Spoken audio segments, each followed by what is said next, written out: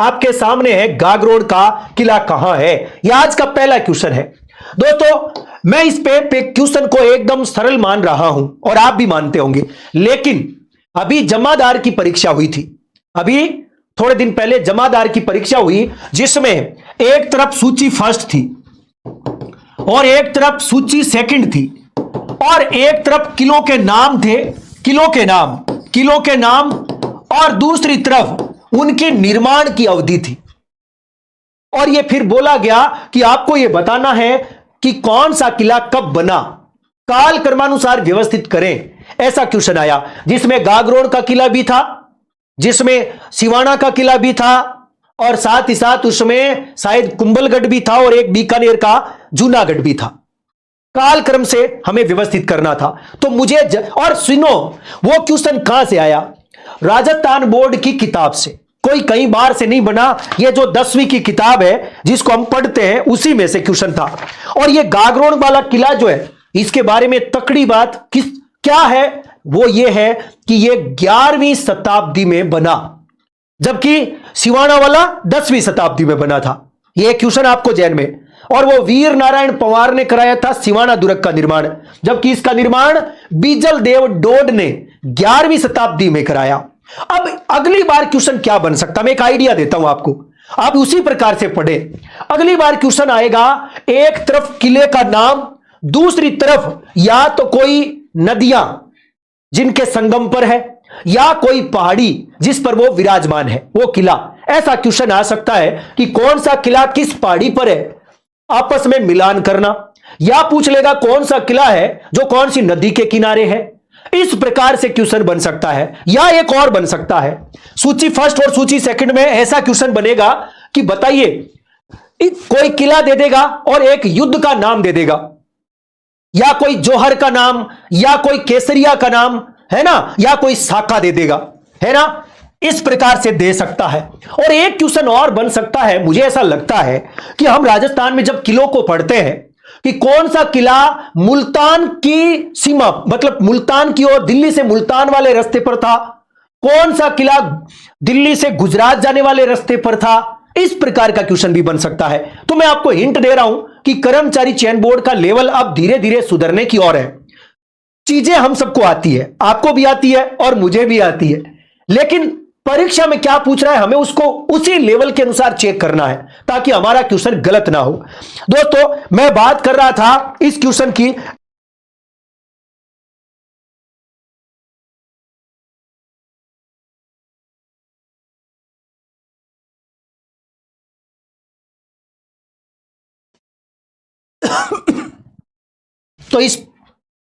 तो इस प्रकार से यह क्वेश्चन बन सकता है। ठीक है, तो यह हमारा पहला क्वेश्चन था। हमें इस पर एक चीज और, बीच में यह थोड़ा सा इशू था, टेक्निकल इशू आता रहता है, अब आजकल पता नहीं क्या है, फिर भी कोशिश करता हूं। एक चीज और, आज एक और क्वेश्चन भी बनने की संभावना बन सकती है। मैं आपको हिंट दे रहा हूं। हिंट क्या दे रहा हूं? जैसे अभी क्वेश्चन, मान लो कोई एक तरफ किला दे देगा और दूसरी तरफ क्या दे देगा, यहां पर जो मंदिर है उसका मिलान करें, भाई इस किले में कौन सा मंदिर है। दूसरा एक और, इस किले में कौन सी दरगाह है। ऐसा क्वेश्चन भी बन सकता है। तो इस प्रकार से आपको अपने दिमाग को 360 डिग्री एनालिसिस करना है। चलिए, हमारे इस क्वेश्चन का उत्तर क्या होगा? गागरोड का किला आहू और काली सिंध नदियों के संगम पर 11वीं शताब्दी में निर्मित किया गया। बेडोड परमारों ने इसे जीत लिया। आगे चल करके खींची जो चौहान थे उन्होंने इस पर अधिकार कर लिया और बाद में, और एक तकड़ी बात है, यहां पर 2 साके हुए। दोस्तों, आपको अचलदास खींची का साका याद है, 1423 वाला, और उसके बाद में 1444 वाला एक और साका जो कि अचलदास खींची के पुत्र वाला, वो भी आपको याद करना है। 2 साके हुए, है ना। और आपको यह भी पता होगा कि औरंगजेब ने यहां पर बुलंद दरवाजे का निर्माण कराया। क्वेश्चन आ सकता है कि राजस्थान के किस किले में बुलंद दरवाजा है, तो यह भी आपको याद करना है, गागरोड है। चलिए, इस प्रकार से यह ओदक दुर्ग था, पहला क्वेश्चन पूरा। लेकिन एक और जबरदस्त क्वेश्चन आपके सामने स्क्रीन पर है। इस बार का क्वेश्चन कहता है कि पशु और पक्षियों एवं प्राकृतिक सौंदर्य का चित्रण किस चित्रकला शैली की विशेषता रही है। दोस्तों, पशु और पक्षियों की बात हो रही है, साथ ही साथ प्राकृतिक सौंदर्य की बात हो रही है। इस प्रकार के चित्रण राजस्थान में मारवाड़, बूंदी, मेवाड़ और अलवर। हमारे इस क्वेश्चन का उत्तर नंबर 2 बूंदी चित्र शैली बिल्कुल सही है। दोस्तों कहते हैं कि बूंदी जो है यहां पर दो बड़े राजा जिन्होंने गजब का काम कराया। दोस्तों एक रतन सिंह, कहते हैं कि रतन सिंह और एक राव उमेद सिंह। हम इन दोनों के बारे में बात करना चाहते हैं।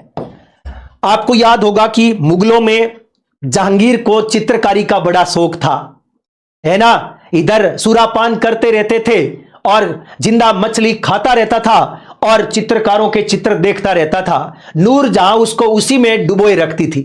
उसका कोई काम नहीं था कि यदि ये दारू शराब में बैठा रहेगा, पीता रहेगा, नए साल का एंजॉय करता रहेगा और मैं शासन प्रशासन देखती रहूंगी।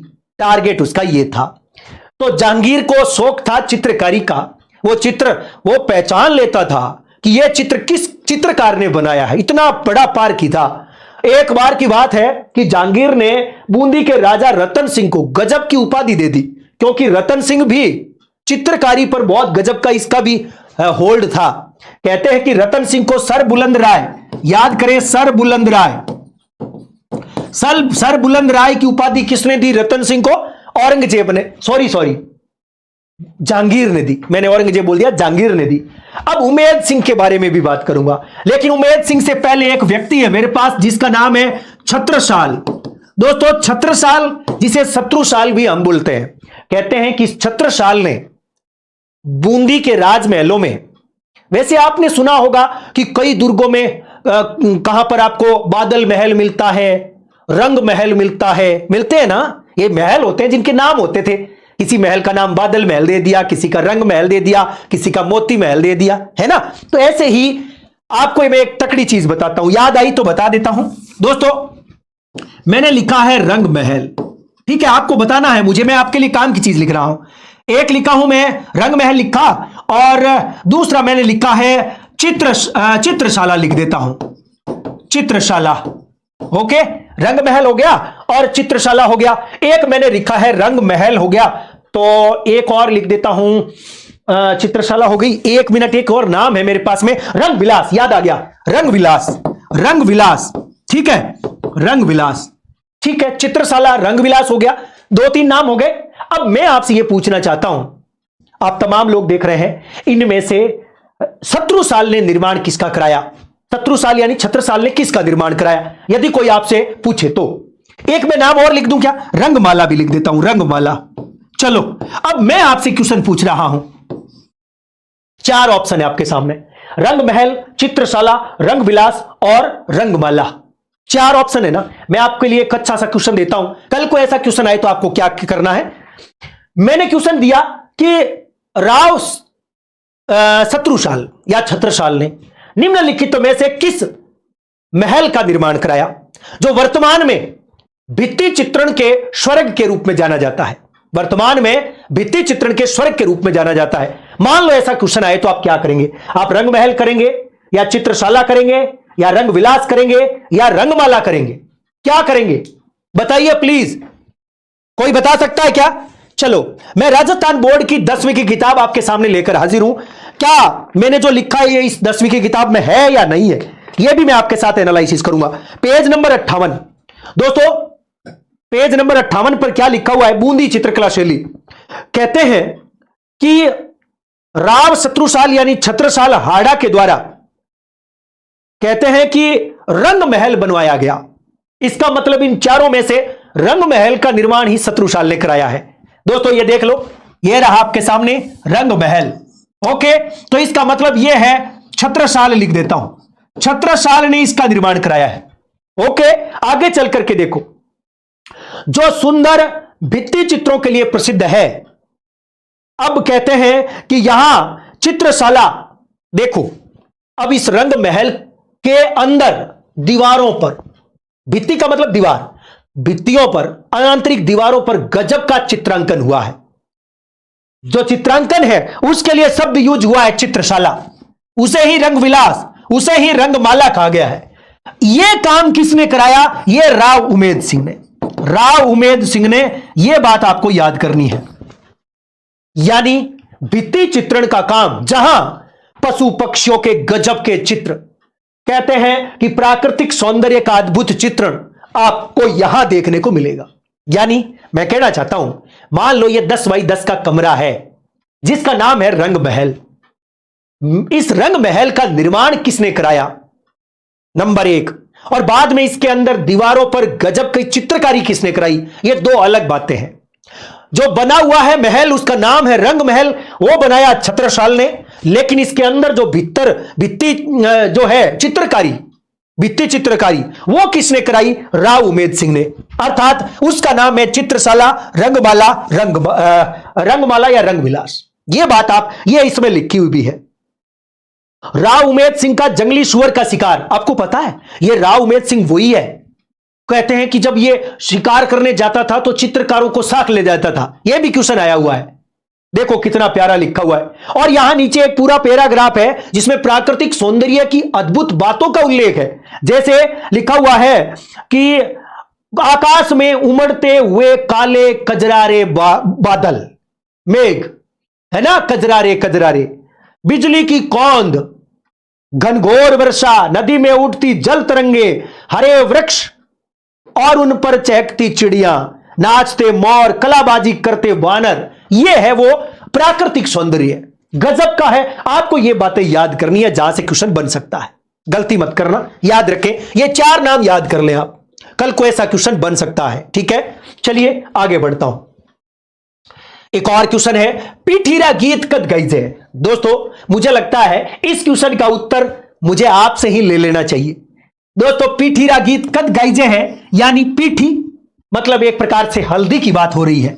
दोस्तों हल्दी, जब हल्दी चढ़ती है उस दौरान, और हल्दी देखो एक तो हल्दी चढ़ती भी है और एक उतरती भी है, तो चढ़ते वक्त कौन से गीत और उतरते वक्त कौन से गीत। ऐसा ही मैं आपको एक बात बताना चाहूंगा। अभी 4 दिन पहले एक बड़ा गजब का क्वेश्चन आया, राजस्थान के लोकगीतों का एक क्वेश्चन आया। आपने देखा होगा कि लोकगीतों वाला पाठ जो है ना अपना, इस पाठ में से पेज नंबर लगभग 82-83 के आसपास था शायद, देख लेता हूं एक बार। ये रहा, ये देखो 83 नंबर पेज 83। इसमें एक क्वेश्चन आया था कि एक अभिकथन था, एक कारण भी था, या फिर दोनों ही, मतलब 2 कथन थे। ऐसा क्वेश्चन था कि रविंद्रनाथ टैगोर ने लोक गीतों को संस्कृति का सुखद संदेश ले जाने वाली कला कहा है। यह था एक ऑप्शन। दूसरा ऑप्शन क्या था कि विवाह के पश्चात, देखो एक ऑप्शन यह था, विवाह पश्चात वर वधु की प्रेमाकांक्षा, प्रेम की आकांक्षा की अभिव्यक्ति बना बनी के गीतों में मिलती है। यह बात उसने पश्चात लिखा था जो गलत था, इसमें लिखा हुआ है पूर्व में। यानी इसका मतलब रीड वालों, इनसे बाहर कुछ नहीं जाएगा। बस इन्हीं में से ढूंढना आपको चीजें कि क्वेश्चन क्या बन सकता है ना। कुछ कॉमन सेंस भी यूज करना है, कुछ इनको देखना है ना। किसी के बहकावे में आकर के बड़े ग्रंथ पढ़ने की जरूरत नहीं है। बार बार कर्मचारी चयन बोर्ड कह रहा है भैया 9वीं और 10वीं, 9वीं और 10वीं, बस इससे अलावा कुछ नहीं, हमें कुछ नहीं चाहिए। अब दोस्तों यहां से देखो, बहुत सारे गीत होते हैं जैसे बन्ना बन्नी गीत। अब यहां पर है पीठी का गीत, अगला पूछ रहा है, और इसका जवाब मुझे लगता है आप दे देंगे, आप दे देंगे। मैं चेक कर लेता हूं आप में से कौन कौन इसका जवाब दे सकता है। लुगाई के प्यार में गाए जाते हैं, क्या बात है रे छोरो, आज तो छा रहे हो आप। 9 वर्ष की शुभकामनाएं आप सभी को। गुरुजी वास्तव में क्वेश्चन बड़ा मजेदार है। चलिए भाई, मैं इस क्वेश्चन का उत्तर ब्याह में कर देता हूं, शादी, वैवाहिक। जैसे बहुत सारे ऐसे गीत होते हैं जो वैवाहिक है। क्वेश्चन आ सकता है निम्नलिखित में से कौन सा गीत वैवाहिक नहीं है। जैसे अगर लिखा हुआ है सगाई, बदावा, चाक बात, रत जोगा, मायरा, है ना। मैं इसमें से आपको जला गीत भी है, सींठने भी है, जुआ जुई गीत, ये जुआ जुई गीत है ना, ये अच्छा क्वेश्चन बन सकता है छोरो, रीट में आ सकता है। जुआ जुई गीत किस संस्कार से संबंधित है या किससे संबंधित है, ऐसा का ऐसा। पीठीरा गीत की बजाय यहां क्या आ जाएगा दोस्तों, मैं लिख देता हूं जुआ, जुआ और जुई। यह क्वेश्चन छोरो बन सकता है, जुआ जुई गीत, यह लिख देता हूं मैं इंपॉर्टेंट और रीट मेंस के लिए। लो भैया, मैंने तो रीट मेंस में लिख दिया है, रीट मेंस रट लेना, यह विवाह के अवसर पर है। ओके, चलिए भैया, इस प्रकार से अगला क्वेश्चन आपके सामने स्क्रीन पर। क्वेश्चन कहता है कि जैन कवि समय सुंदर री रचना नी है। यानी इन चारों में से कौन सी रचना जैन कवि समय सुंदर की नहीं है? दोस्तों, समय सुंदर जी जो कि सांचौर के रहने वाले, सांचौर जालोर के रहने वाले जैन कवि थे, उन्होंने बहुत सारी रचनाएं लिखी है, जिसमें मृगावती रास भी है, नल दमयंती की चौपाई भी है, पद्मिनी चरित चौपाई ये गलत हो गया, सीताराम चौपाई भी है। आपको पता है ये वही सीताराम चौपाई है जिसको राजस्थानी रामायण कहा जाता है। इसे राजस्थानी रामायण कहते हैं, राजस्थानी रामायण कहा जाता है, कहा जाता है। यह है हमारे समय सुंदर जी। समय सुंदर जी ने अनेक रचनाएं लिखी है, जिसमें गौतम पृच्छा भी है। लिखना चाहूंगा, एक रचना है गौतम पृच्छा। गौतम पृच्छा। एक है शत्रुंजय रास, मैं लिखना चाहूंगा शत्रुंजय, शत्रुंजय, शत्रुंजय रास। यह भी किसकी है? समय सुंदर की। तो समय सुंदर की 5 रचनाएं आपके सामने है, मृगावती रास, नल दमयंती चौपाई, सीताराम चौपाई, गौतम पृच्छा, शत्रुंजय रास। ये 5 रचनाएं मैंने आपके सामने लिखी है जो जैन कवि समय सुंदर की है। जबकि पद्मिनी चरित चौपाई नामक रचना किसकी है? दोस्तों, एक बहुत ही गजब के जैन कवि हुए जिनका नाम है लब्धोदय। मैं लिखना चाहूंगा लब्धोदय। अच्छा क्वेश्चन बन सकता है, पद्मिनी चरित चौपाई, लब्धोदय। लब्धोदय नामक कवि है, उनकी रचना है पद्मिनी चरित चौपाई। पद्मिनी चरित चौपाई का दूसरा नाम पद्मिनी चरित्र भी आप कह सकते हैं। आप इसे पद्मिनी चरित्र भी कह सकते हैं। पद्मिनी चरित्र, यह एक ही बात है। आप इसे पद्मिनी चरित्र चौपाई या पद्मिनी चरित्र भी कह सकते हैं। यह लब्धोदय की रचना है, वेरी इंपॉर्टेंट है, यह भी आपको याद करना है। जबकि इसके जैसी एक रचना और है, गोरा बादल पद्मिनी चौपाई, या चौपाई या चौपाई एक ही बात है। गोरा बादल का नाम ऐड करते ही हेमरतन याद कर लेना है दोस्तों। गोरा बादल पद्मिनी चौपाई या चौपाई, ठीक है, चौपाई, हेमरतन, वेरी इंपॉर्टेंट है हेमरतन। यह भी आपको याद करना है, पेपर में छप सकता है दोस्तों।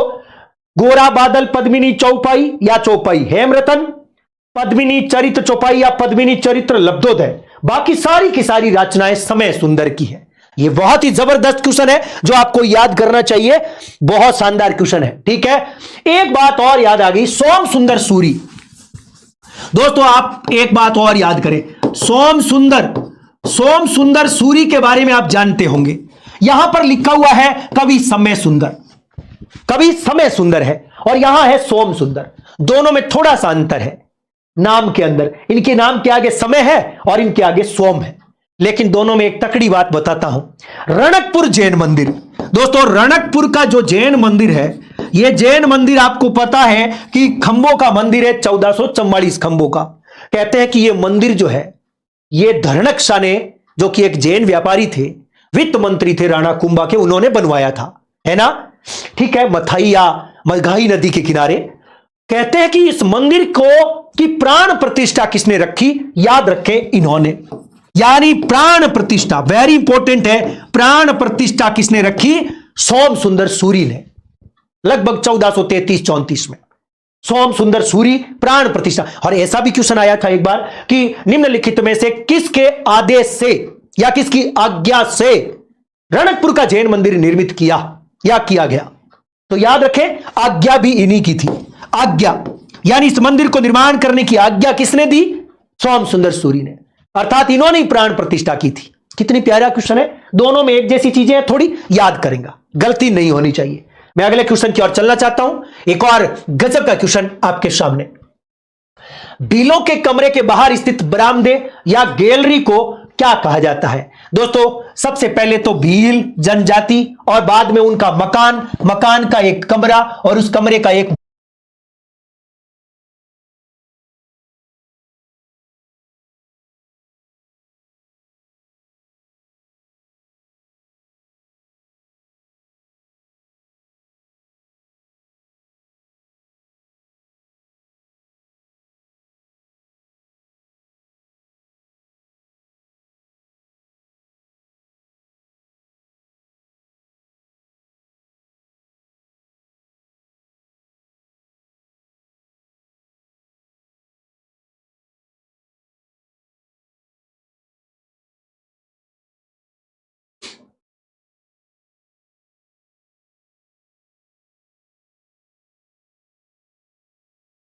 Hello hello hello, cyber attack, cyber attack, cyber attack.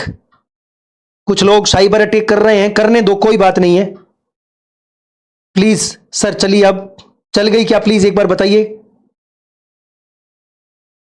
Thank you thank you. चल गई क्या? चलो ठीक है, कोई बात नहीं, मैं शुरू कर देता हूं। दोस्तों, भीलों के घरों के बाहर स्थित बरामदे या गैलरी को डहलिया कहते हैं, जबकि एक तकड़ी बात यह है कि पाल क्या है? पाल बड़े गांव है। भीलों के बड़े गांव, दोस्तों बड़े गांव जो होते हैं भीलों के, उनको पाल कहते हैं। और भीलों के छोटे गांव या छोटी छोटी बस्तियां फला फला, जिनको हम छोटे गांव या बस्तियां कह सकते हैं, बस्तियां अर्थात एनक्लेव, बस्तियां या एनक्लेव। जबकि घरों को क्या कहते हैं? कू या टापरा। टापरा या कू दोनों ही एक बात कह सकते हैं, घर। और गांव का प्रमुख, जो गांव का है, गांव यानी हमारा मुख्यतः पाल की बात करें, बड़े गांव जो होते हैं उनका प्रमुख गमेती। गांव का प्रमुख क्या होगा? प्रमुख कौन होता है? गमेती। ये कुछ कॉमन बातें हैं जो याद करनी है।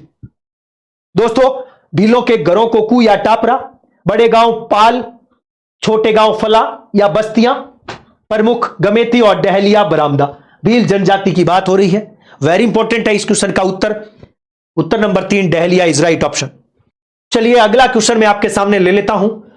बहुत ही प्यारा, बहुत ही जबरदस्त क्वेश्चन आपके सामने स्क्रीन पर है।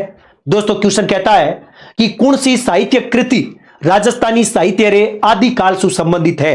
दोस्तों, राजस्थानी साहित्य रे आदिकाल से संबंधित है। 4 ऑप्शन आपके सामने है।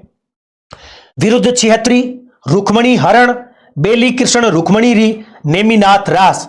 दोस्तों, अगले ने पूछा है आदिकाल। आदिकाल अर्थात प्राचीन काल, जिसको हम वीर गाथा का काल भी कह सकते हैं। दोस्तों, इसे वीर गाथा का काल कहते हैं, इसे प्राचीन काल कहते हैं, प्राचीन काल भी कहते हैं। आदिकाल, वीर गाथा का काल और प्राचीन काल। इस काल में राजस्थान के अंदर बहुत सारी साहित्यिक रचनाएं रची गई, जिसमें नेमिनाथ रासा इज राइट होगा। दोस्तों, मैं नेमिनाथ रासा की चर्चा करने से पहले एक चीज आपके सामने डिस्कस करूंगा। राजस्थानी बोर्ड की 10वीं की किताब है। दोस्तों, आपने कभी भारतेश्वर बाहुबली रास, भारतेश्वर बाहुबली घोर और बुद्धि रास, इन रचनाओं के बारे में तो सुना ही होगा। ये आदिकाल की रचनाएं हैं, याद रखें। इनको हम आदिकाल, वीरगाथा काल, प्राचीन काल में रखेंगे। किसको? नंबर 1 भारतेश्वर बाहुबली रास। रास किसने लिखी? शालिभद्र सूरी ने। और शालिभद्र सूरी ने बुद्धि रास भी लिखा।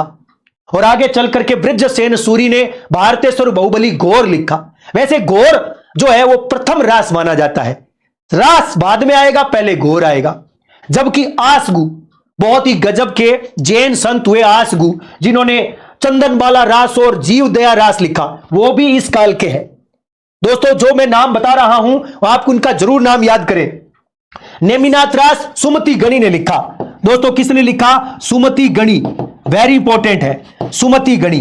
तो मैं आदिकाल की अर्थात प्राचीन काल की अर्थात वीर गाथा काल की कुछ रचनाओं की मैं चर्चा कर रहा था, जिसमें राजस्थान की कुछ रचनाएं, जैसे कुछ जैन साहित्य की रचनाएं, कुछ लौकिक साहित्य की हो गई, कुछ चारण साहित्य की हो गई है, उन्हीं की मैं चर्चा आपके साथ कर रहा हूं, क्योंकि मेरा क्वेश्चन आदिकाल का है। तो आदिकाल में आप याद करेंगे नंबर 1 भारतेश्वर बाहुबली रास, भारतेश्वर बाहुबली घोर और भारतेश्वर बाहुबली रास के साथ बुद्धि रास। और कवि आसगु की 2 रचना, नंबर 1 जो वेरी इंपॉर्टेंट है जीवदया रास, नंबर 2 है चंदनबाला रास। ये दोनों याद करें। और एक है नेमिनाथ बारह मासा। इस बार क्वेश्चन है नेमिनाथ रास, सुमति गणी ने लिखा। जबकि एक है नेमिनाथ, वेरी इंपॉर्टेंट है बारह मासा, वो पालन सिंह ने लिखा है। नेमिनाथ बारह मासा, नेमिनाथ बारह मासा, बारह मासा, ये कवि पालन सिंह ने लिखा है। पालहन सिंह, कवि पालन का है नेमिनाथ बारह मासा। जबकि नेमिनाथ रास सुमति गणी का है। दोस्तों, एक माउंट आबू से संबंधित आबू पर लिखा गया रास है आबू रास, वो भी नेमिनाथ जी ने लिखा है। तो मैं यहां आबू रास भी लिख सकता हूं, आबू रास। आबू रास और नेमिनाथ रास ये पालन जी के हैं। ठीक है, इस प्रकार से आपको ये छोटी छोटी बातें याद करनी है। जबकि कोई आपसे पूछे बीसल देव रासो कौन से काल का है, तो आपको यही बात याद करनी है, आदिकाल का है। बीसल देव रासो भी आदिकाल का है। और कवि असायत ने जो हंसावली लिखी है, हंसावली नामक उस महिला पर, वो भी कौन सा है? आदिकाल का है। और रणमल छंद जो कि इस राजस्थान बोर्ड की 10वीं की किताब में दे रखा है, मैं वो भी आपके साथ बात करूंगा। रणमल छंद के बारे में यहां लिखा है, ये देख लो पेज नंबर 98, वीर गाथा का काल 1050 से 1550। इसे वीर गाथा प्राचीन या आपके आदिकाल कह सकते हैं। इसमें रणमल छंद भी दे रखा है, सिरधर व्यास का है। बाकी इसमें एक लाइन लिखी है, देखो कितनी तकड़ी लाइन है, जिसको मैं बता चुका आपको। इस काल में जैन रचनाकारों की रचनाएं भी उल्लेखनीय रही है, जिस पर कर्मचारी चयन बोर्ड ने रीट मेंस 2023 में कई क्वेश्चन पूछे हैं, कम से कम 10-15 क्वेश्चन 5-6 पेपर में मिला करके इस लाइन पर पूछे गए क्वेश्चन। तो यह क्वेश्चन भी एक प्रकार से नेमिनाथ रास है, तो यह जैन कवि है।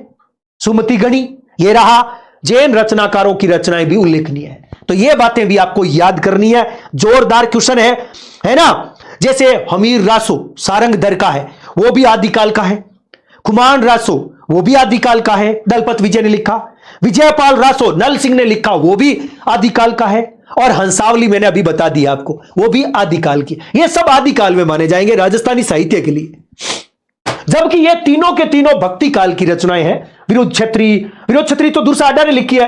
रुक्मणी हरण नाग दमन, रुक्मणी हरण नाग दमन सायाजी झूला की है ना। ये सब भक्ति काल की रचनाएं हैं।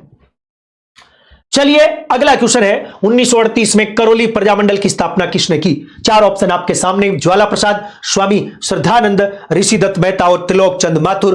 बात 1938 की है दोस्तों, करौली के अंदर प्रजामंडल की बात हो रही है। Trilok Chand Mathur is right option, 4 number उत्तर बिल्कुल सही है। दोस्तों मैं 2-3 व्यक्तियों की चर्चा और करना चाहता हूं। कहते हैं कि करौली के अंदर त्रिलोक चंद माथुर के साथ साथ चिरंजी लाल जी जो मिस शर्मा है वो भी थे, चिरंजी लाल जी शर्मा भी थे, और मान सिंह जी भी थे। मान सिंह इनका नाम आता है, क्वेश्चन आएगा, और चिरंजी लाल ये नाम आते हैं। इन सब ने मिलकर के करौली प्रजामंडल की स्थापना की 1938 में। और तकड़ी बात तो यह है कि 1946 के अंदर करौली के अंदर बाहरी राज्यों का, नवंबर 1946 की बात है, आप लिख सकते हैं नवंबर 1946 को करौली के अंदर बाहरी राज्यों का एक सम्मेलन, कार्यकर्ताओं का एक सम्मेलन आयोजित किया गया। और आगे चल करके, क्योंकि ये चाहते थे कि हमारा खुद का संविधान बने, संवैधानिक सुधार हो, तो इसके लिए कहते हैं कि एक 11 सदस्यीय कमेटी का गठन भी जुलाई 1947 में यहां के राजा के द्वारा किया गया। वेरी इंपॉर्टेंट है, Trilok Chand Mathur, very important question बन सकता है। निम्नलिखित में से कौन करौली प्रजामंडल से संबंधित है या नहीं? तो आपको नंबर 1 त्रिलोक चंद माथुर, नंबर 2 मान सिंह, नंबर 3 चिरंजी लाल शर्मा। मैं पूरा नाम लिख देता हूं, चिरंजी लाल शर्मा, आपको याद करना है। अगला क्वेश्चन आपके सामने है, लोक नाट्य चार बेंत निम्न में से किस क्षेत्र से संबंधित है? दोस्तों ये चार बेंत जो है, ये कोई पहली बार नहीं, हजारों बार आ गया है चार बेंत। इसका मतलब निश्चित है लोक नाट्य शैली का एक क्वेश्चन प्रत्येक पेपर में आएगा। अब आपसे यह पूछा जा, अब की बार लोक नाट्य शैली का क्वेश्चन थोड़ा कथन वाला होगा। कथन के अनुसार आपको याद करना पड़ेगा। हो सके तो आप कथन के रूप में ऐसे याद करें कि लोक नाट्य के बारे में क्या बात है, वो पहला कथन, फिर दूसरा कोई कथन। या मान लो आपसे चार बेंत का पूछ ले तो 2 कथन देगा कि चार बेंत राजस्थान के, मैं बोल रहा हूं 2 कथन, आप में बताना है कि दोनों में से कौन सा सही है और कौन सा गलत है। चार बेंत के बारे में ही 2 कथन लेकर मैं क्वेश्चन बना रहा हूं, आप बताएंगे कि कौन सा सही है कौन सा गलत है।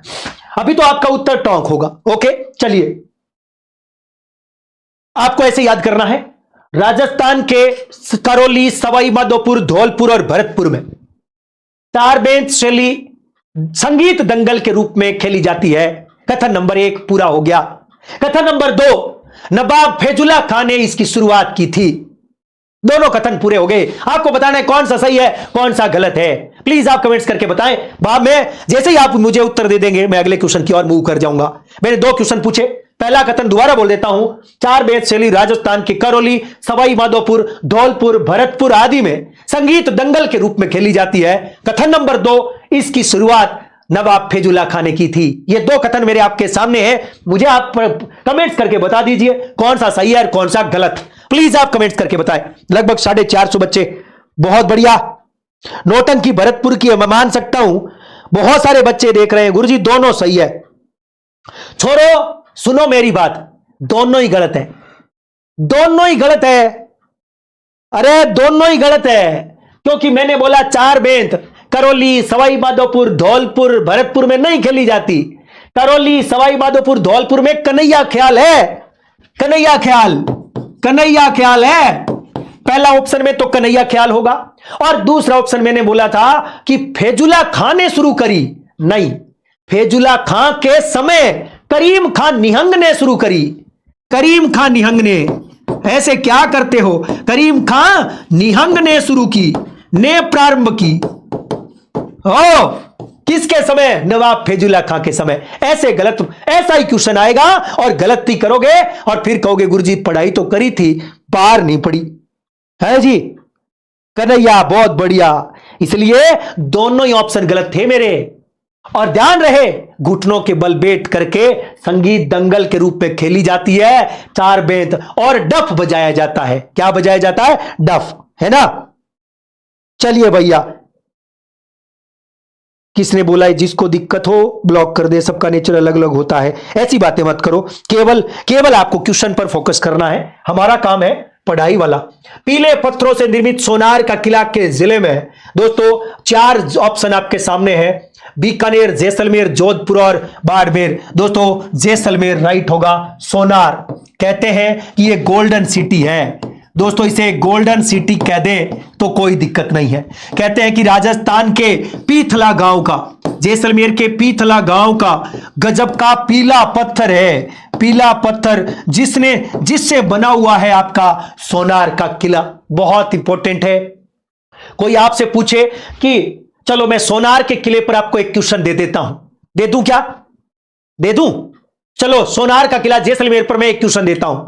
आपको पता है ना जैसलमेर को हवेलियों का शहर कहते हैं, पता है क्या? वैसे तो राजस्थान में हवेलियां सबसे ज्यादा शेखावाटी में। दोस्तों हवेलियां, वेरी इंपॉर्टेंट, हवेलियां राजस्थान में सर्वाधिक कहां, याद रखें, सर्वाधिक हवेलियां शेखावाटी में है। लेकिन हवेलियों का शहर जैसलमेर को कहते हैं। पता है? ठीक है, कोई बात नहीं, यदि पता नहीं था तो सुधार कर ले। अब मैं क्वेश्चन दे रहा हूं, मेरे 2 कथन आपके सामने हैं।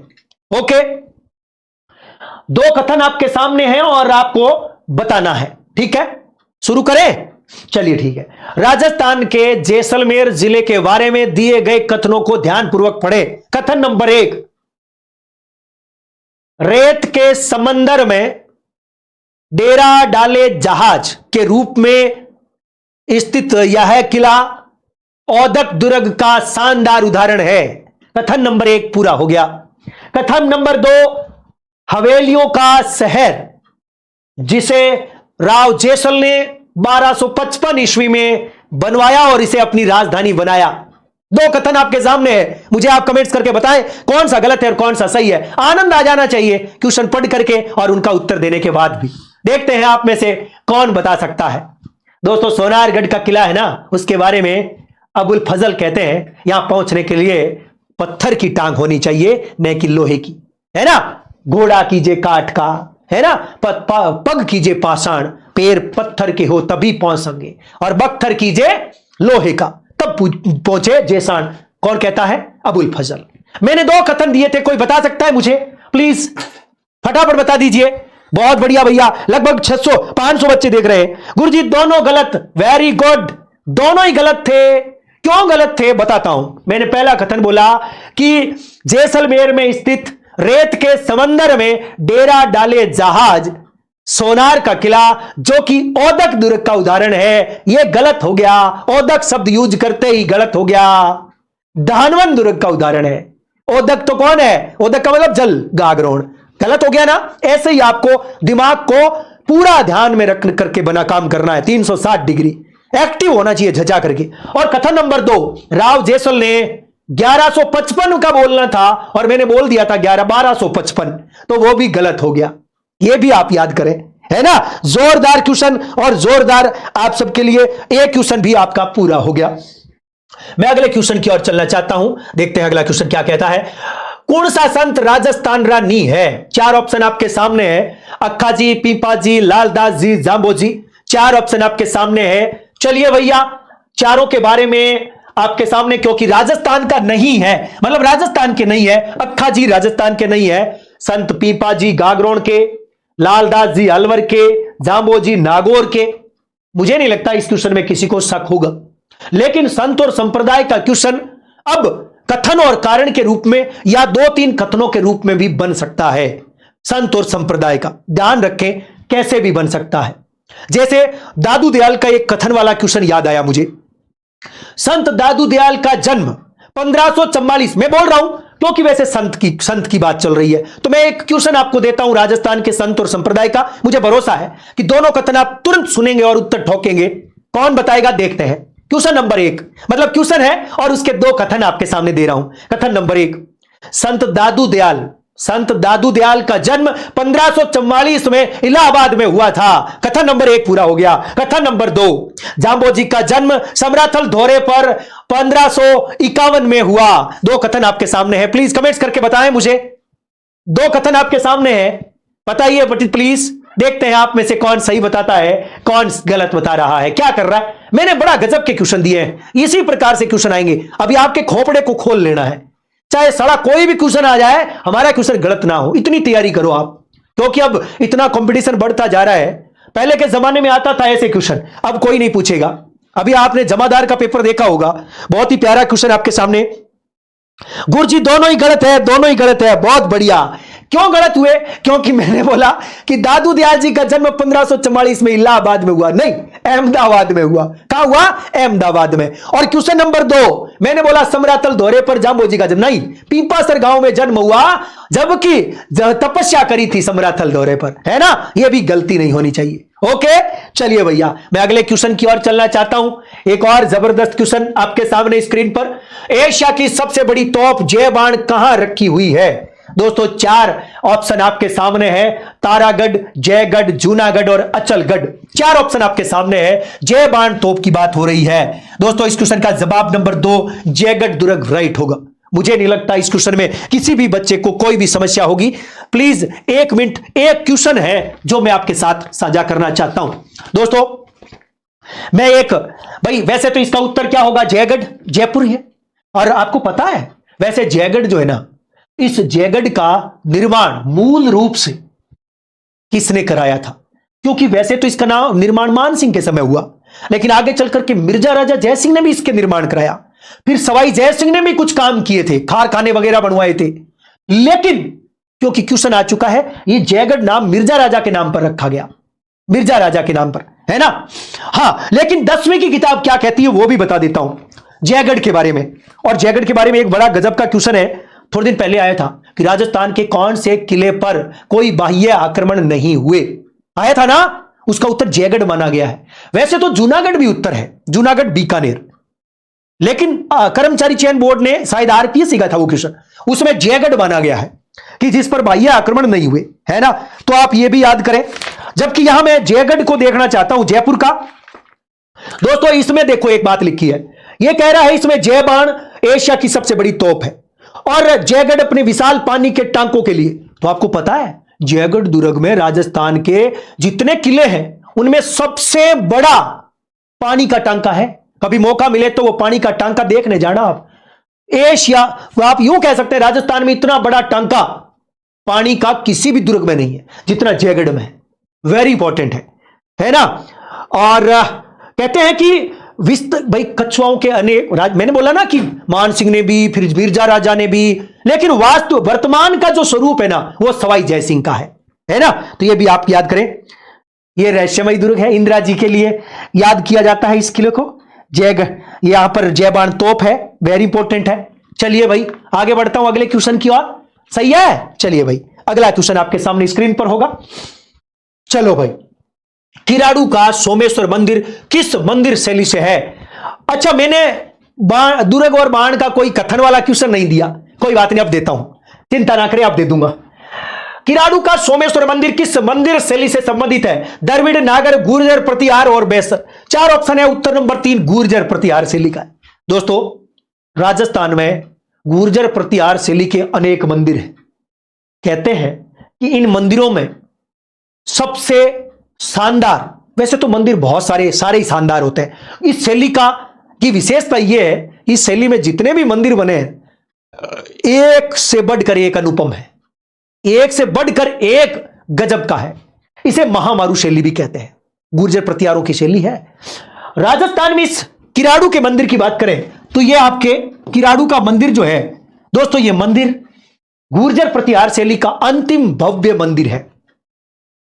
ठीक है, ओके, मैं इस क्वेश्चन पर ले लूं 2 कथन और आपसे पूछ लूं। रेडी हो सारे? हाँ जी, चले क्या? सभी लोग तैयार हैं? तब तो मैं क्वेश्चन ले लेता हूं। चलो ठीक है, किराड़ू मंदिर पर एक मेरा क्वेश्चन आपके सामने है और आपको यह बताना है, शुरुआत कर रहा हूं। चलो, राजस्थान के किराड़ू मंदिर से संबंधित दिए गए कथनों को ध्यानपूर्वक पढ़ें, सही कथन की पहचान करें। Okay, done. पहला कथन, किराड़ू का सोमेश्वर मंदिर गुर्जर प्रतिहार शैली का प्रारंभिक मंदिर माना जाता है। कथन नंबर 1 पूरा हो गया। ओके, यह बाड़मेर जिले के यह कथन न लेकर के मैं कुछ और लेता हूं, अच्छा, ताकि मैं चाहता हूं कि आप अटके, क्योंकि आज जब अटकेंगे तभी सीखेंगे, ऐसे नहीं सीख सकते, है ना? हां, याद आ गया। नंबर 1, किराड़ू का सोमेश्वर मंदिर गुर्जर प्रतिहार शैली का प्रारंभिक मंदिर है। कथन नंबर 1 पूरा हो गया। कथन नंबर 2, यह मंदिर, यहां अनेक मंदिर है जो कि वैष्णव और शैव मंदिर है, जो कि बाड़मेर के हातल गांव में स्थित है। यानी यह सोमेश्वर मंदिर हातल गांव बाड़मेर में स्थित है। यह दूसरा मेरा कथन था। अब बता दीजिए प्लीज आप कमेंट्स करके। मैंने बोला है पहला कथन गुर्जर प्रतिहार शैली का प्रारंभिक मंदिर है, और कथन नंबर 2 मैंने बोला यह बाड़मेर के हातल गांव में स्थित है। यह मेरा दूसरा कथन था। प्लीज कमेंट्स करके बताएं, बाड़मेर के हातल गांव में है, बाड़मेर के हातल गांव में प्लीज कमेंट्स करके बताएं मुझे कि इसमें कौन सा कथन सही है और कौन सा गलत है। बहुत ही जबरदस्त क्वेश्चन था। प्लीज आप तमाम बच्चे जो देख रहे हैं, सबका स्वागत, सबका अभिनंदन। प्लीज आप कमेंट्स करें। बहुत बढ़िया। पता है आपको, मैंने जानबूझ करके हातल गांव दिया। मैं कथन बोलने वाला था, मैंने बोला नहीं यार ऐसे रुको, फिर दोबारा दिया मैंने सोच करके, क्योंकि मुझे सिरोही का हातल गांव याद करना था, मुझे याद नहीं आ रहा था, तो मुझे लगा कि हातल गांव याद कर लेता हूं। और हातल गांव याद करते ही मजा आ गया, क्योंकि बाड़मेर के हातमा गांव के अंदर है किराड़ू का मंदिर। देखो, हातमा और हातल गांव, ऐसी गलती आप मत कर देना। प्लीज कमेंट्स करके बताएं। और यह हातल गांव वो है जो गोकुल भाई भट्ट का गांव है। गोकुल भाई भट्ट सिरोही प्रजामंडल वाले, है ना, उनका गांव है हातल गांव। यह जोरदार था गुरुजी। हातमा गांव बिल्कुल सोमेश्वर मंदिर है। यह जोरदार क्वेश्चन आपके सामने, बहुत बढ़िया। और ध्यान रहे, प्रारंभिक मंदिर नहीं है, अंतिम मंदिर है। ऐसा क्वेश्चन भी आ सकता है। चलिए अगले क्वेश्चन की ओर चलना चाहता हूं। एक और जबरदस्त क्वेश्चन आपके सामने स्क्रीन पर। एक और क्वेश्चन कहता है कि उदय साई, अमर साई और खंजर साई क्या है? 4 ऑप्शन आपके सामने हैं। राजस्थान के आभूषण, राजस्थान की बोलियां, राजस्थान की पगड़ियों की शैली और सिक्कों के प्रकार। वैसे उदय साई, अमर साई और खंजर साई 4, उत्तर नंबर 3 राजस्थानी पगड़ियों के प्रकार है। चलिए मैं एक क्वेश्चन, पहले तो मैं आपको राजस्थान के पगड़ी वगैरह इन पर एक क्वेश्चन ले लेता हूं। पहले तो आपके साथ डिस्कस करूंगा कि राजस्थान बोर्ड की जो 10वीं की किताब है, जिसमें हम चाहते हैं कि हम इसी पाठ में चले जाएं। दोस्तों पाठ का नाम है राजस्थान के वस्त्र और आभूषण, पेज नंबर 47। ठीक है, 47 नंबर पेज पर मैं आ गया हूं, और आप भी, आपके पास किताब हो तो पहुंच लीजिए, कोई दिक्कत नहीं है। चलिए ओके, मैं आपके लिए क्वेश्चन लेकर आया हूं, आपको बताना है। मैं क्वेश्चन आपसे पूछने जा रहा हूं, जवाब आपको देना है। रेडी हो? अब इसी पर ले रहा हूं मैं, राजस्थान के वस्त्र और आभूषण पर, क्योंकि ये पगड़ी के प्रकार है। दोस्तों राजस्थान में पगड़ियों की विभिन्न शैलियां, देखो पगड़ियों की विभिन्न शैलियां। अगले ने दे रखा है कि मुगलों के संपर्क में आने से परिधानों में विविधता और परिवर्तन आया। पगड़ियों में विभिन्न शैलियों की पगड़ियां जैसे अटपटी, अमर साई, उदय साई, खंजर साई, शिव साई, विजय साई, शाहजहानी, ये पगड़ियों के प्रकार है। अभी मेरा क्वेश्चन अभी आपके सामने आने वाला है, आपको तैयार रहना है। ओके ठीक है, चलिए, मेरा क्वेश्चन आपके सामने स्क्रीन पर आ रहा है और आपको इसका जवाब देना है। रेडी? चलो। राजस्थान में वस्त्र और आभूषण से संबंधित दिए गए कथनों को ध्यानपूर्वक पढ़ें और जो गलत कथन है उसकी पहचान करें। अब की बार गलत बताना है आपको। ओके, तैयार हो? चलिए, कथन नंबर 1। कथन नंबर 1 है, आपको बताना है चीरा और फेंटा। चीरा और फेंटा, चीरा और फेंटा, गोसपेच, लटकन, ये नाक के आभूषण है। वस्त्र और आभूषण को साथ ले रहा हूं। ओके, ये नाक के आभूषण है। कथन नंबर 1 पूरा हो गया। कथन नंबर 2 मैं ले रहा हूं इधर इस पेज से। 2 नंबर कथन है कि डोडी, कानो और डगला महिलाओं का वस्त्र है। दूसरा कथन है डोडी, कानो और डगला महिलाओं का वस्त्र है। प्लीज आप कमेंट्स करके बता दें कि कौन सा गलत है और कौन सा सही है। मेरा क्वेश्चन आपके सामने है। चलिए भैया, मैंने पहला कथन आपको दिया था कि चीरा और फेंटा और गोसपेच, लटकन, ये सब मैंने बोला था आपको कि ये नाक के आभूषण है। ध्यान रहे, लटकन, क्योंकि मैंने जानबूझ करके ये बात बोली थी कि नाक के आभूषण है, जबकि हम जानते हैं कि लटकन नाक का आभूषण होता है। लटकन, वारी, फीणी, है ना, ये नाक के आभूषण होते हैं। चुन्नी भी, तो मैं यहां ये बोल सकता था लटकन और चुन्नी, लटकन और चुन्नी नाक के आभूषण है। और ध्यान रहे, लटकन आपका मैंने बोला है, चीरा और फेंटा, ये सब पगड़ी को बांधने के या पगड़ी के वो कहते हैं ना, पगड़ी को चमकीला बनाने वाले वो चीजें होती है जिनको ये बोलते हैं। ठीक है। और जबकि मेरा दूसरा ऑप्शन था, मैंने जो दूसरा ऑप्शन दिया था ना, वो ध्यान रखें, अंगरखी की प्रकार है। डोडी, कानो, डगला किसके प्रकार है? अंगरखी के प्रकार है, और पुरुषों का है, न कि महिलाओं का। ऐसा क्वेश्चन मैंने आपको दिया था। ठीक है। अगला क्वेश्चन आपके सामने, राजस्थान की री कौन सी बोली मध्य प्रदेश रा कई जिला में बोली जा है? दोस्तों, मध्य प्रदेश रे कई जिला में बोली जा है शेखावाटी। अब ऐसा है, मेवाती, वागड़ी और मालवी। हमारे इस क्वेश्चन का उत्तर नंबर 4 मालवी होगा। हम जानते हैं कि ये जो मालवी है, ये मध्य प्रदेश के कई इलाकों में बोली, मालवा प्रदेश की है या मालवा प्रदेश की है। मालवा प्रदेश की बोली है आपकी मालवी। ठीक है, याद रखें। जबकि शेखावाटी हमारे राजस्थान के सीकर, मैं लिखना चाहूंगा सीकर, झुंझुनू और चूरू के साथ साथ उत्तरी राजस्थान के अंदर आप ध्यान रखें, क्वेश्चन आ चुका है। वर्तमान में चूरू, झुंझुनू, सीकर के अलावा हनुमानगढ़, सूरतगढ़, गंगानगर क्षेत्र में भी बोली जाती है शेखावाटी। मैं नहीं कह रहा हूं, राजस्थान बोर्ड की 10वीं की किताब में भाषा वाले में आप जाकर के देखेंगे, शेखावाटी में यह बात लिखी मिल जाएगी।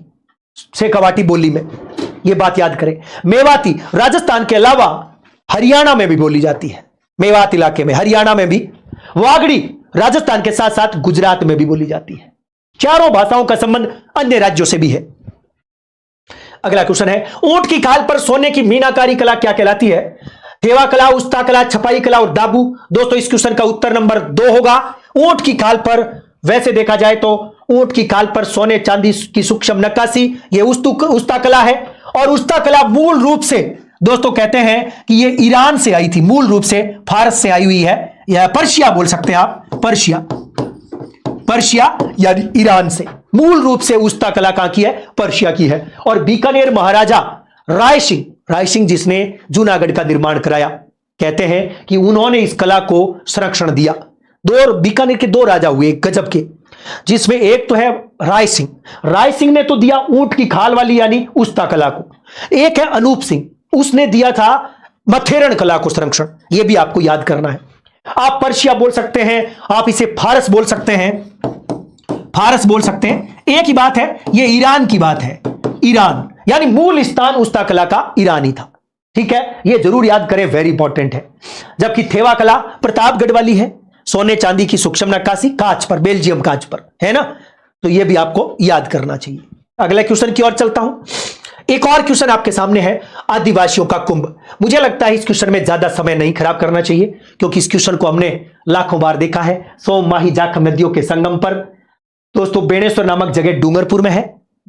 डूंगरपुर में बेणेश्वर मेला जो भरता है, नेवाटापुरा गांव, जहां पर यह माघ की पूर्णिमा को भरता है। आदिवासियों का कुंभ है। उत्तर नंबर 1 डूंगरपुर, कोई शक नहीं होना चाहिए।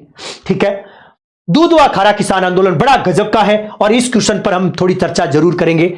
जोरदार क्वेश्चन है। राजस्थान में किसान आंदोलन की जब भी बात होगी तो दूधवा खारा, दोस्तों ये बीकानेर रियासत का एक जोरदार आंदोलन, अलवर, जयपुर, बीकानेर, जोधपुर, उत्तर नंबर 3 दूधवा खारा।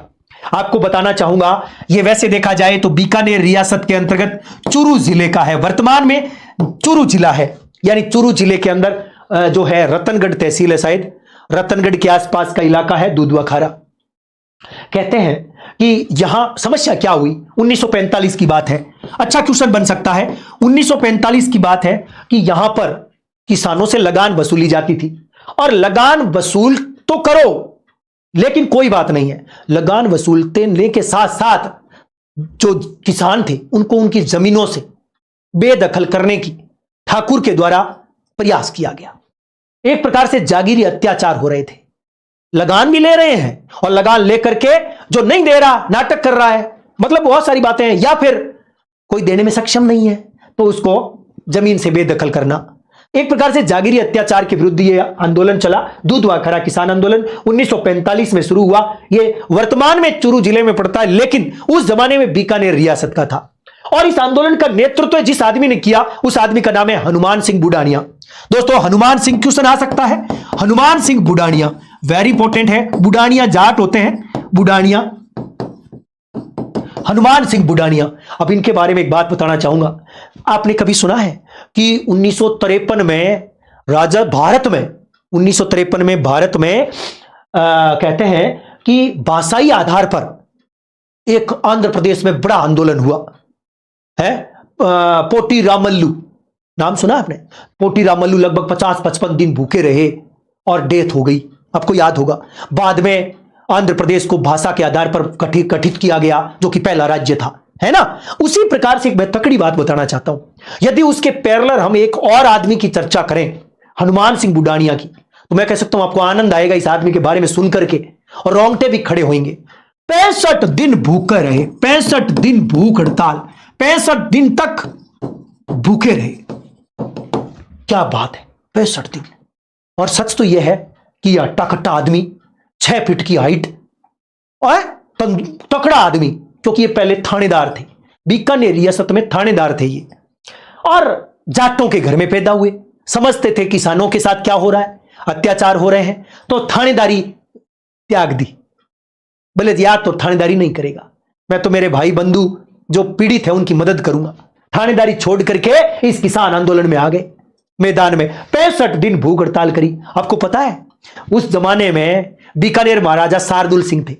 शार्दुल सिंह, भाई हम जानते हैं कि गंगा सिंह के बाद में शार्दुल सिंह बने, तो शार्दुल सिंह ने इनको ऑफर दिया कि यार तू जेल में पड़ा पड़ा सड़ जाएगा। इनको जेल डाल दिया था ना, जेल में डाल दिया था, क्योंकि जेल में ही 65 दिन भूख हड़ताल करी है इन्होंने।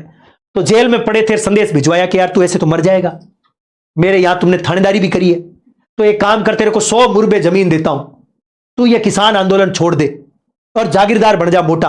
100 बीघे, 100 मुरबे, बीघे नहीं मुरबे, एक मुरबे में 25 बीघा जमीन, इतनी जमीन दे दूंगा, तू ये आंदोलन छोड़ दे। पता है क्या बोला कि सर 2 गज जमीन चाहिए मुझे, क्या करूंगा 100 मुरबे का, मेरे भाई बंधुओं का, आप क्योंकि आपके पिताजी ने भी तो इलाज, बड़े भाई ने, उन्होंने भी परेशान किया, और अब आप कर रहे हैं।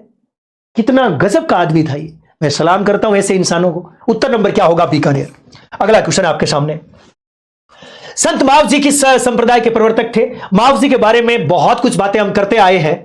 रामानुज, रामस्नेही, निष्कलंकी बोलेंगे हम। दोस्तों कौन सा बोलेंगे? निष्कलंकी, यानी जिस पर कोई कलंक ना हो। क्या बात है ना।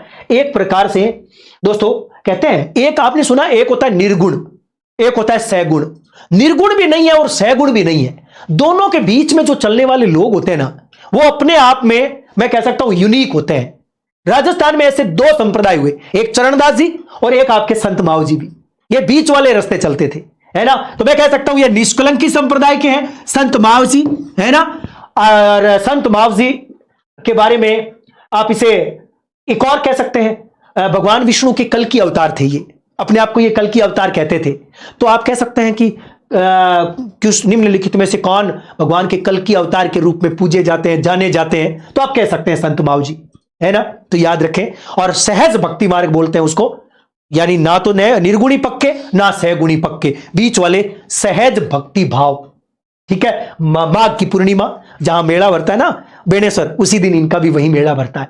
साबला गांव है ना डूंगरपुर में, वहां पर इनका मंदिर भी है। और भीलों में आध्यात्मिक क्रांति लेकर आए थे, भीलों में आध्यात्मिक क्रांति लेकर आए थे संत बाबूजी। कोटा के किस पॉलिटिकल एजेंट की हत्या टर्स्टाउन के विद्रोह में हुई? चार ऑप्शन है, बर्टन, पैट्रिक लॉरेंस और मॉरिसन और प्रिसार्ड। दोस्तों ये अच्छा क्वेश्चन है। हमारे इस क्वेश्चन का जवाब नंबर 1 मेजर बर्टन ही होगा। मेजर बर्टन मारे गए। कहते हैं कि ये बर्टन क्यों मारा गया, इसके पीछे कारण यह था कि बर्टन ने सबसे पहले एक काम किया था। इसने ये बोला था कि वो जो 3 लाल है, राम सिंह को बोला था, कोटा के राजा को, कि मुझे वो 3 लाल सौंप दो जो राजद्रोह करना चाहते हैं, जो जनता को उकसार रहे हैं, जो सैनिकों को भड़का रहे हैं, वो 3 लाल जिनके नाम आपको कमेंट्स में लिखने हैं, वो 3 लाल मुझे सौंप दो। बर्टन कहते हैं इस बात का पता जयदयाल जी को, जियालाल जी को, रतनलाल जी को, मेहराब खां को, सबको चल गया। रातों रात काम बदल दिया, हमारे राम सिंह को कब्जे में ले लिया, यानी कब्जे में लेकर के बंदी बना लिया। और अगले दिन मेजर बर्टन साहब का इलाज भी कर दिया, अगले ही दिन। वेरी इंपॉर्टेंट है उत्तर नंबर 1 मेजर बर्टन। चलिए भाई अगला क्वेश्चन है, अमर चुनड़ी कहानी संग्रह। दोस्तों अमर चुनड़ी कहानी संग्रह का रचनाकार कौन है? यानी एक प्रकार से कहानी संग्रह, इसमें खूब सारी कहानियां हैं अमर चुनड़ी में। नरसिंह राजपुरोहित, मूलचंद प्राणेश, नानूराम संस्कृता और सत्यनारायण जी सोनी। उत्तर नंबर 1 नरसिंह राजपुरोहित ने लिखा है अमर चुनड़ी। वेरी इंपॉर्टेंट है, अमर चुनड़ी नामक कहानी संग्रह नरसिंह राजपुरोहित की है। वेरी इंपॉर्टेंट है। और जबकि और कोई खास बात है नहीं इस क्वेश्चन में, आगे बढ़ता हूं। यूनानी शासक मिनांडर के सिक्के, मुझे नहीं लगता इस क्वेश्चन में भी किसी को शक होना चाहिए। यह यूनानी राजा मिनांडर। दोस्तों वैसे कालीबंगा, गणेश्वर, बेराट उत्तर नंबर 3 होगा। बेराट वो सभ्यता है जहां पर पंचमारक सिक्के मिले। पंचमारक जो कि चांदी के सिक्के होते थे। आपको पता है पंचमारक का मतलब क्या है? सच तो यह है कि पंचमारक ऐसे सिक्के होते थे जिन पर आगे और पीछे चित्रांकन तो होता था, मोहर भी होती थी, लेकिन नाम भी खुदे होते थे, लेकिन उनका आकार निश्चित नहीं होता था। क्या था? आकार निश्चित नहीं। तो पंचमारक सिक्के आकार फिक्स नहीं होता था, आकार है निश्चित होते थे, है ना। ये चांदी के होते थे मुख्यतः, है ना। तो कहते हैं कि ये टोटल सिक्के 36 मिले थे। कहां पर? बेराट में 36 सिक्के। और इन 36 को हम डिवाइड कर देते हैं 2 भागों में। कितने भागों में? 2 में। तो 8 एक तरफ कर दिए, है ना, और एक तरफ कर दिए मैंने, 8 बढ़ गए तो 28 बच गए। ओके, यानी टोटल ये 36 है।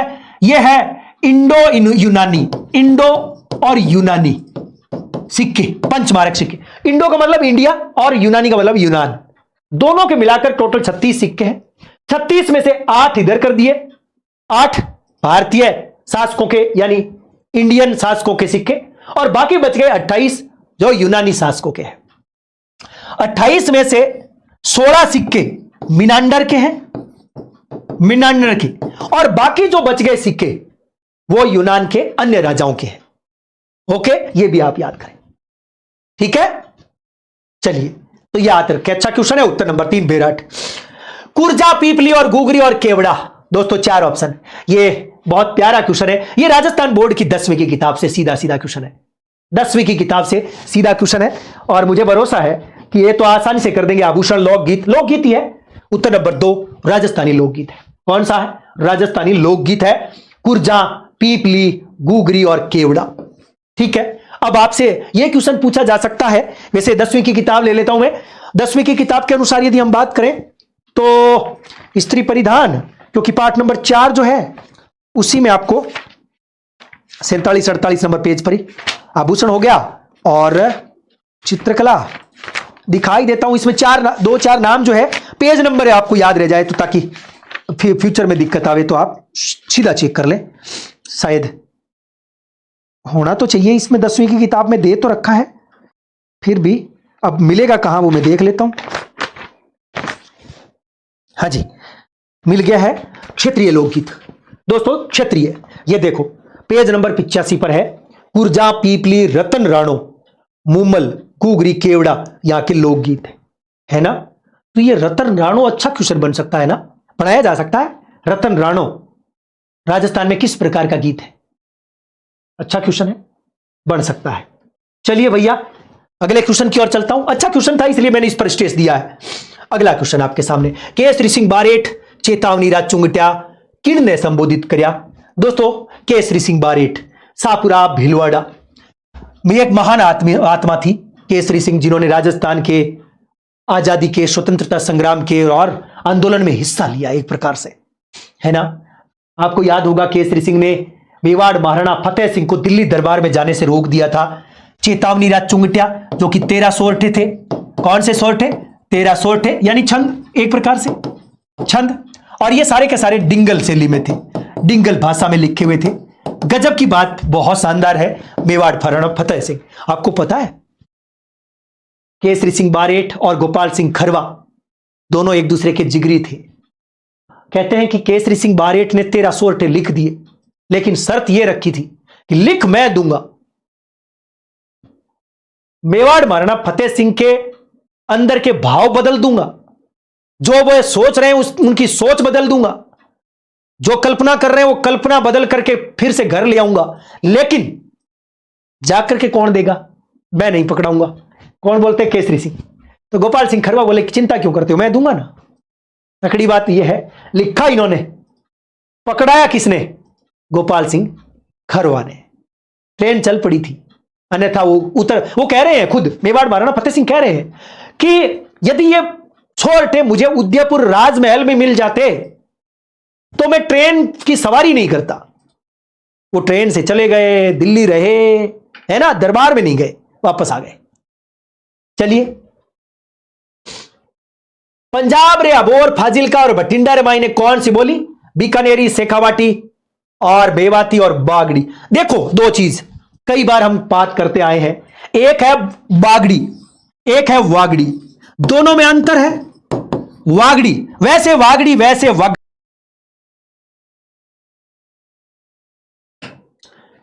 हाँ जी, तो ये तो था वागड़ी और ये है बागड़ी। बागड़ी मुख्यतः अगले ने बोल दिया हनुमानगढ़, गंगानगर, ये 2 जिले, साथ ही साथ पंजाब का अबोर, पंजाब का फाजिलका और पंजाब का बठिंडा, है ना, और हरियाणा का फतेहाबाद, हिसार, सिरसा। मैं लिखना चाहूंगा आपका हरियाणा, हरियाणा में आप लिखना चाहें तो आप लिख सकते हैं सिरसा, फतेहाबाद, है ना, और सिरसा फतेहाबाद हो गया, और हिसार भी। 3 मतलब हरियाणा के ये इलाका और ये पंजाब का, और हमारा गंगानगर, हनुमानगढ़। आप पाकिस्तान में भी बोल सकते हैं, पाकिस्तान का बहावलपुर, बहावल नगर लिखना चाहूंगा मैं। पाकिस्तान, पाकिस्तान का बहावलपुर, बहावल नगर,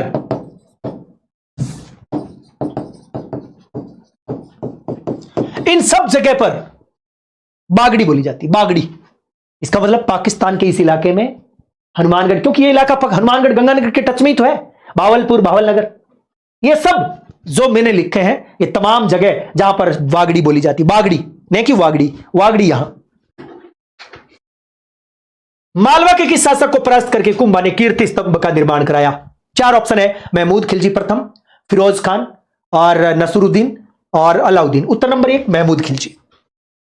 दोस्तों महमूद खिलजी प्रथम की बात हो रही है ना, ठीक है, महमूद खिलजी प्रथम याद रखें कुंभा के साथ में, जबकि महमूद खिलजी द्वितीय।